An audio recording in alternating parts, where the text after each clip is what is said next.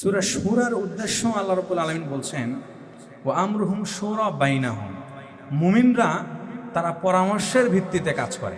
সূরা শুরার অর্থই হচ্ছে পরামর্শ সভা বা পরামর্শ, অর্থাৎ একজন পরিবারের কর্তা সে পরামর্শ করবে তার পরিবারের লোকজনদের সাথে। একজন চেয়ারম্যান সে পরামর্শ করবে তার মেম্বারদের সাথে। একজন এমপি তার সেক্রেটারিয়েট বডিতে। একজন প্রধানমন্ত্রী সে তার মন্ত্রী সভাদের নিয়ে পরামর্শ করবে। এই পরামর্শের ভিত্তিতে যে সিদ্ধান্ত হয়, এই সিদ্ধান্তের উপর আল্লাহ তাআলা রহমত বারাকা দান করেন, সুবহানাল্লাহ।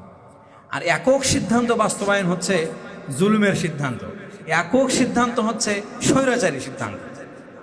এজন্য আল্লাহ রাব্বুল আলামিন বান্দার মধ্যে আলোচনার এবং পরামর্শের জন্য সূরা শুরা নাজিল করে দিলেন। আলহামদুলিল্লাহ, আমাদেরকে সার্বিক বিষয়ে পরিবার থেকে শুরু করে, রান্না থেকে শুরু করে, রাষ্ট্র পরিচালনা, এমনকি যুদ্ধক্ষেত্র পর্যন্ত সার্বিক কাজ আমাদের পরামর্শের ভিত্তিতে করা তৌফিক দান করেন বলে আল্লাহুম্মা আমিন। এ পর্যায়ে আমি সংক্ষিপ্ত আকারে ব্যাখ্যায় যাব। শারআ লাকুম মিনাদ-দীনি মা ওয়াসা বিহি নূহা ওয়াল্লাযী আওহাইনা ইলাইহি।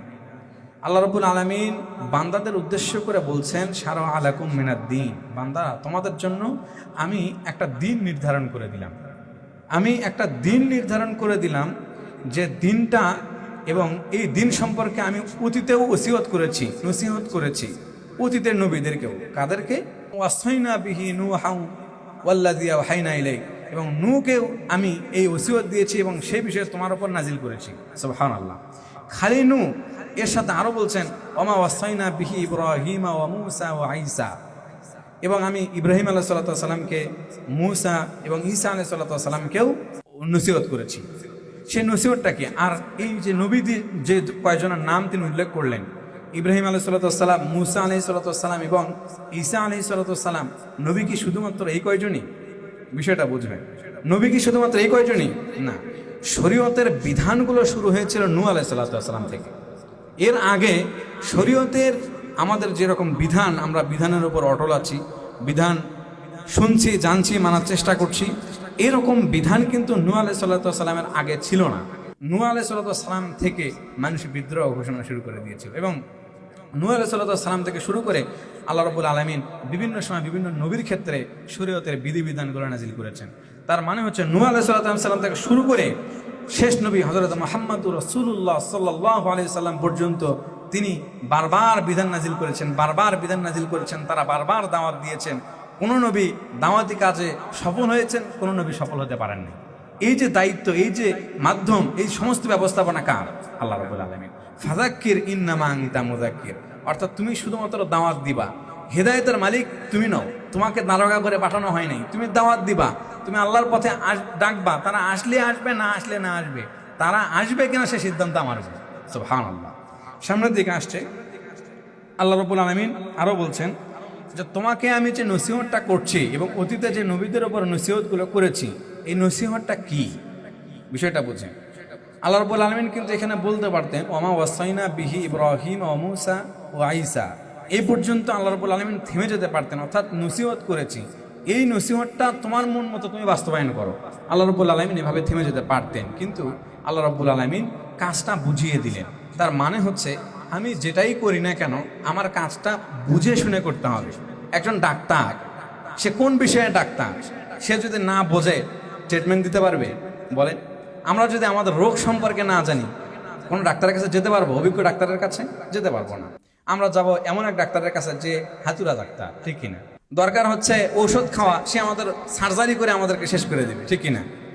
সম্মানিত উপস্থিতি, আমাদের দায়িত্ব বুঝে শুনে আমাদের কাজ করতে হবে। একজন মেম্বার সে যদি না জানে তার দায়িত্বটা কি, সে দায়িত্ব পালন করতে পারবে না, সে অবহেলা করবে, সে দুর্নীতিগ্রস্ত হবে। একজন চেয়ারম্যান যদি সে না জানে তার দায়িত্বটা কি, একজন রাষ্ট্রপ্রধান যদি না জানে তার দায়িত্বটা কি, দায়িত্ব না জানার কারণে সে দেখা যাবে অনভিজ্ঞ হবে এবং অপকর্মে লিপ্ত হবে এবং দায়িত্বহীনতায় সে ভুগবে। সম্মানিত উপস্থিতি, আল্লাহ তাআলা আমাদের সকলকে দায়িত্ব বুঝে শুনে পালন করার তৌফিক দান করুন বলে আল্লাহুম্মা আমিন। দায়িত্বটা কি আল্লাহ রাব্বুল আলামিন বুঝিয়ে দিলেন। আন আকিমুদ্দিন, আমার দিনটাকে প্রতিষ্ঠা করো, আমার দিনটাকে প্রতিষ্ঠা করো। আমরা ভাবি দিনটা প্রতিষ্ঠা করা মানে মনে হয় যুদ্ধ জিহাদ করা শুধু, নাকি বলে? দিনটা প্রতিষ্ঠা করা মানে কি যুদ্ধ জিহাদ? আচ্ছা বলেন তো, আপনাদেরকে যদি বলা হয় যে তুমি কি খেয়েছো বা আপনি কি খেয়েছেন, আমরা বলি ভাত খেয়েছি। আমরা কি শুধুমাত্র ভাত খাইতে পারি? ভাতের সাথে তরকারি আছে না? তরকারি কি শুধুমাত্র পানি দিলেই তরকারি হয়? তার সাথে মরিচ, লবণ, আদা, রসুন ইত্যাদি ইত্যাদি আছে না? বলেন, সমস্ত কিছু মিলেই তরকারি, সমস্ত কিছু মিলেই এক বেলার মিল, এক বেলার খাবার, ঠিক কিনা? তো সার্বিক বিষয়ে জীবনের প্রতিটা ক্ষেত্রে আল্লাহর বিধিবিধানকে বাস্তবায়ন করাই একামতের দিন, আল্লাহর দিন প্রতিষ্ঠা। সুবহানাল্লাহ। তার মধ্যে আমার নিজের পরিবার পরিজন সাজানো গোছানো থেকে শুরু করে এমনকি যুদ্ধক্ষেত্র পর্যন্ত প্রতিটা বিষয়ে বাস্তবায়ন একামতের দিন। সুবহানাল্লাহ। তো আল্লাহ তাআলা আমাদের সকলকে আমাদের জীবনের সর্বক্ষেত্রে ইসলামী আইনগুলো বাস্তবায়ন করার তৌফিক দান করুন বলে আল্লাহুম্মা আমিন। এরপরে আল্লাহ তাআলা বলছেন ওয়ালা তাতাফাররাকু ফি, তোমরা আল্লাহর দিনকে প্রতিষ্ঠা করো কিন্তু আলাদা হয়েও না, বিভক্ত হয়েও না।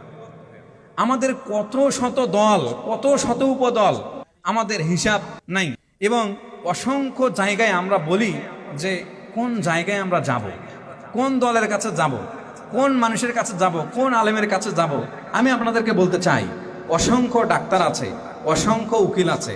আপনার যে রোগ, আপনি চেষ্টা করেন যে আমার রোগ অনুযায়ী ভালো ডাক্তার কি, ঠিক কিনা? তখন আপনাকে বলতে হয় না এত এত ডাক্তার, কোন ডাক্তারের কাছে যাব, তোর এত ডাক্তারের ভিড়ে আমি কোনো ডাক্তারের কাছে যাব না, চিকিৎসাই করবো না, এরকম বলতে শুনছি নাকি আমরা কখনো?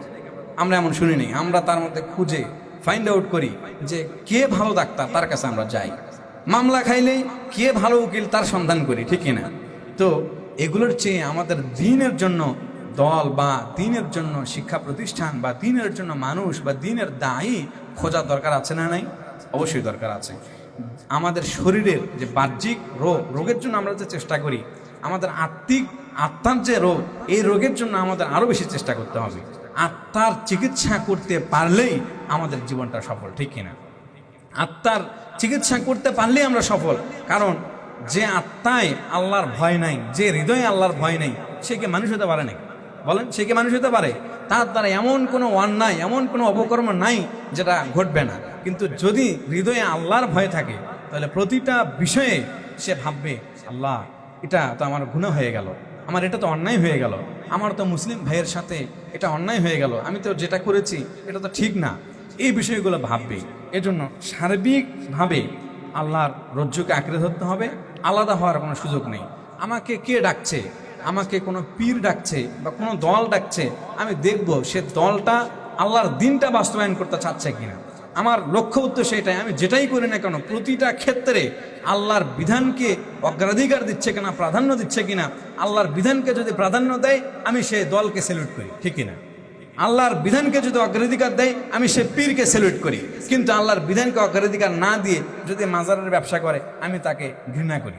যদি আল্লাহর বিধানকে বাদ দিয়ে যদি ব্যক্তি পূজারি নিয়ে ব্যস্ততা দেখায়, ব্যক্তি পূজারির বাস্তবায়ন করতে চায়, ব্যক্তি পূজা কায়েম করতে চায়, আমি সে দলকে ঘৃণা করি, ঠিক কিনা? যদি আল্লাহর বিধানকে বাদ দিয়ে ব্যক্তিগত স্বার্থে দল গঠন করতে চায়, আমি সে দলকে ঘৃণা করি। সম্মানিত উপস্থিতি, আল্লাহ তাআলা আমাদেরকে আলাদা না করে সংঘবদ্ধভাবে ওয়াতাসিমু বিহাবলিল্লাহি জামিআ, সংঘবদ্ধভাবে আল্লাহর রজ্জুকে আঁকড়ে ধরার তৌফিক দান করুন বলে আল্লাহুম্মা আমিন। এরপরে আল্লাহ তাআলা বলছেন কাবুরা আলাল মুশরিকিনা মা তাদউহুম ইলাই। আল্লাহ রাব্বুল আলামিন বলছেন যে তুমি যখন দাওয়াতি কাজ করবা, তখন মুশরিকদের অন্তরে খারাপ লাগবে। মুশরিকদের অন্তরে কি খারাপ লাগবে? অর্থাৎ দাওয়াতি কাজ করতে গেলে, আল্লাহর বিধান বাস্তবায়ন করার কথা বললেই, দাওয়াতি কাজ করতে গেলেই অসংখ্য মানুষের খারাপ লাগা কাজ করে। যেমন ধরেন, ইন্না সলাতা তানহা আনিল ফাহশাই ওয়াল মুনকার, সলাতি মানুষের সমস্ত খারাপ কাজ থেকে বিরত রাখতে পারে, ঠিক কিনা? যদি সলাতে আসে, সে যাবতীয় যত খারাপ কাজ করুক না কেন, সমস্ত খারাপ কাজ থেকে সে বিরত থাকবে। তার অন্তরে ভয় লাগবে, আমি তো নামাজ পড়ে আমি কিভাবে মিথ্যা কথা বলবো, আমি তো নামাজ পড়ে আমি কিভাবে সুদ খাবো, আমি তো নামাজ পড়ে আমি কিভাবে ঘুষ খাবো, ঠিক কিনা? তো এইভাবে যখন আপনি দেখবেন কোনো মানুষ সুদ খাচ্ছে, ঘুষ খাচ্ছে, তাকে যদি বলেন যে ভাই আসো সলাতে আসো, তাহলে তার খারাপ লাগবে। যদি কোনো মানুষ নারী নিয়ে ফুর্তি করে, তাকে যদি বলেন লা তাকরাবুজ জিনা, তুমি জিনার ধারে কাছেও যেও না, তাহলে তার খারাপ লাগবে, ঠিক কিনা? এই জন্য ভালো কাজের যখনই দাওয়াত দেওয়া হবে, তখনই মুশরিকদের, এই খারাপ লোকদের অন্তরে খারাপ লাগা কাজ করবে। সম্মানিত উপস্থিতি, এরপরে আল্লাহ রাব্বুল আলামিন বলছেন আল্লাহু ইয়াজতাবি ইলাইহি মান ইয়াশা ওয়া ইয়াহদি ইলাইহি, মান ইউনিব। যারা আল্লাহ রাব্বুল আলামিন যাদেরকে পছন্দ করেন শুধুমাত্র তারাই আল্লাহর পথে আসতে পারে। আর যারা আল্লাহর পথে আসতে চায় আল্লাহ রাব্বুল আলামিন তাদের পথকে সুগম করে দেন। সুবহানাল্লাহি ওয়া বিহামদিহি। সুতরাং আমরা যেটুকু শুনি, যেটুকু জানি, যেটুকু মানার চেষ্টা করি সম্পূর্ণটা যেন আল্লাহ রাব্বুল আলামিনের জন্য হয়। কুল ইন্না সলাতি ওয়া নুসুকি ওয়া মাহইয়ায়া ওয়া মামাতি লিল্লাহি রাব্বিল আলামিন। আমার জীবন, আমার মরণ, আমার সব কিছু আল্লাহ রাব্বুল আলামিনের জন্য। এই আশাবাদ ব্যক্ত করে আমাদের জীবনের প্রতিটা ক্ষেত্রে আল্লাহ রাব্বুল আলামিনের আইন বিধানকে বাস্তবায়ন করার লক্ষ্যে আমি সকলের প্রতি দৃষ্টি আকর্ষণ করছি এবং সকলের প্রতি আহ্বান জানাচ্ছি। যেটুকু আলোচনা করলাম এবং আজকের আলোচনায় যতটুকু আলোচনা হয়, যতটুকু ভুল ভ্রান্তি হয়, আমি সহ আল্লাহ তাআলা আমাদের সকলকে মাফ করে দিন বলে আল্লাহুম্মা আমিন। ওয়া আখিরু দাওয়ানা আলহামদুলিল্লাহি রাব্বিল আলামিন। আসসালামু আলাইকুম ওয়া রাহমাতুল্লাহ।